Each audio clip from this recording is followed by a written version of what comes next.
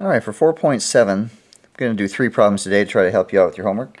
And one of them is like numbers 41 through 45, somewhere in that range. It asks you to use an inverse trigonometric function to write theta as a function of x.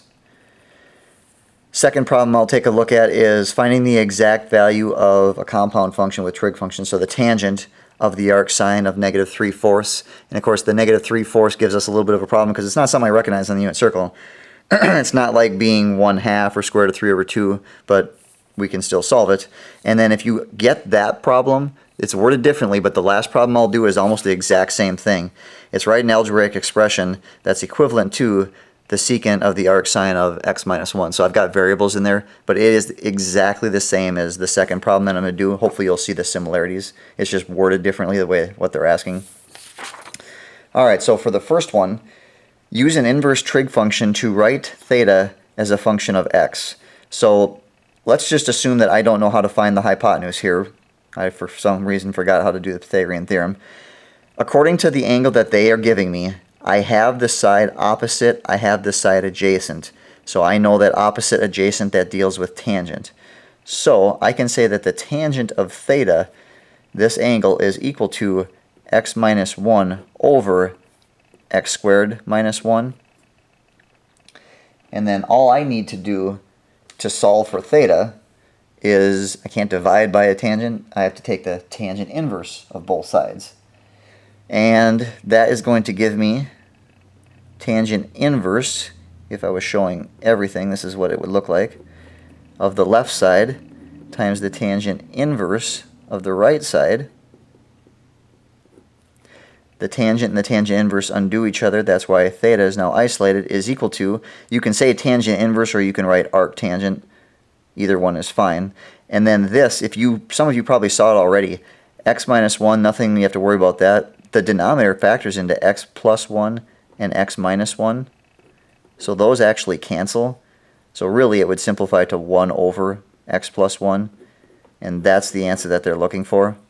So if you just didn't see the simplifying part, yes, it would be marked a half a point off for not seeing that. But if you have the general concept, you knew to use the tangent because of the sides that they gave you on the triangle, you knew to take the tangent inverse or arctangent of both sides, and you were able to basically say the arctangent of whatever. That's the main idea. Hopefully you always double check when you have something that's quadratic to see if it can factor and possibly cancel. There's the first one that you have to do. The second one is a problem similar to the ones that you have in the 50s, where it's going to ask you to find the exact value of the tangent of the arc sine of a number that you don't recognize on the unit circle. So, doesn't matter. We're going to start by looking at this. Remember, when you're doing a compound function, you start at the innermost parenthesis and work your way out. So I want to find what is the arc sine of negative 3/4. Well, I like you to draw yourself a little circle so that I can see that you know what you're supposed to be looking at in terms of restrictions. Arc sine, remember, is supposed to be on the right. It is not supposed to be in those two quadrants. Because it's negative, I know it's down here.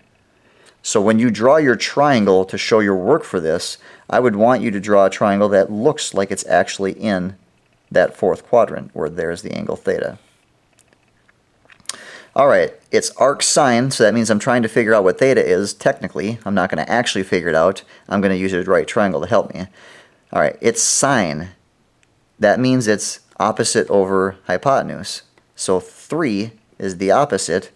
4 is the hypotenuse. One of those has to be negative. The hypotenuse can't be negative. And if you look at your triangle, it makes sense that that 3 would be negative.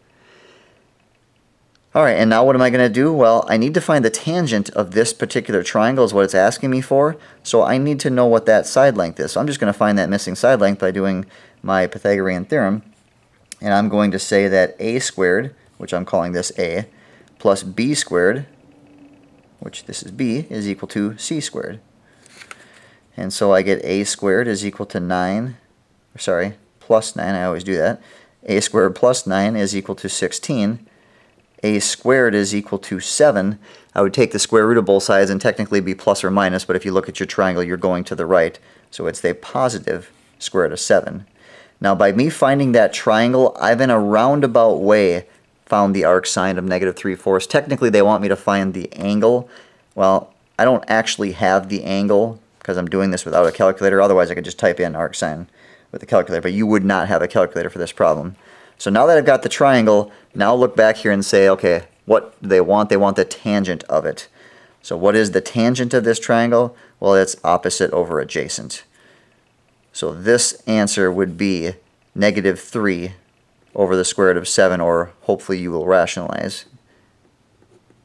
And that's the exact value that you would be looking for. Alright, so if you get something that you don't recognize on the unit circle, chances are they want you to draw a right triangle. Make sure it looks accurate, fill it out completely, and then once it's filled out completely, look back to see what trig function do they want. And look at the steps that you did for this, and watch what we do for this last problem. It's exactly the same, but you've got variables in there. Alright, it says write an algebraic expression. Notice, very similar what they're giving you. However, variables.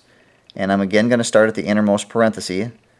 So the arc sine of x minus 1. Now because I have a variable in there, I'm just going to assume that I have a positive value. Alright, and for now that will be okay. So I'm going to draw my right triangle here. It's still sine. So this is still opposite over hypotenuse. My opposite is x minus 1. My hypotenuse is an implied 1. And now I want to figure out what this side length is, so again I'm going to run through the Pythagorean theorem and say that a squared, which I'm calling that a squared, plus b squared is equal to c squared. And so I have a squared plus, make sure that you multiply or FOIL that out, it's x squared minus 2x plus 1 is equal to 1. Continue to solve for a squared. I'm going to subtract 1 from both sides. I will add 2x and subtract x squared, doesn't matter the order that you write that. Take the square root of both sides,